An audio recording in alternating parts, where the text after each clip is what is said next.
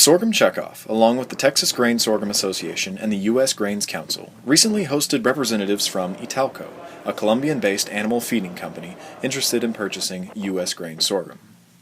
While in South Texas, a region that produces nearly 25% of the nation's grain sorghum, the group toured several facilities hoping to learn more about the sorghum production chain from planting and harvesting to storing and shipping.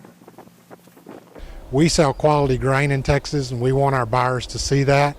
That's major purpose of this, is to actually meet that seller and to go out in the fields and see the grain, to go to this facility at United Ag and see the quality that they put into the product here. They know exactly what they're getting. They know there's a guarantee behind it, and mostly they know that there's grain here, and they can put a face with that purchase. And those programs are just critical to the livelihood of sorghum in Texas.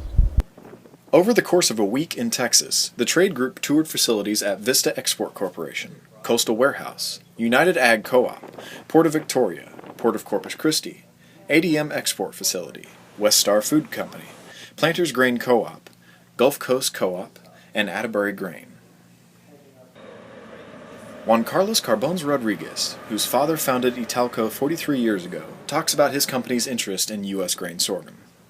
We started consuming about 5 years ago. It was little by little that the origin of this sorghum was, it's been initially Argentina now.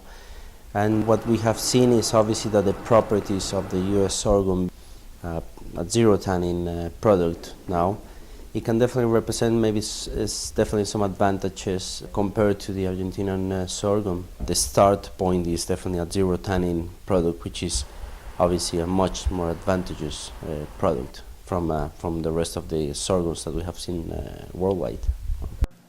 Rodriguez said his company is currently importing 1 container of grain to test whether or not U.S. sorghum will fit Italco's operation. If the test proves conclusive, Rodriguez said his company will begin aggressively importing sorghum from the U.S. The U.S. Grains Council and the Sorghum Checkoff work closely to host trade missions like these to build relationships and provide information about the crop to international consumers of U.S. sorghum. It's important for us to have these international guests because they are about 40% of our market.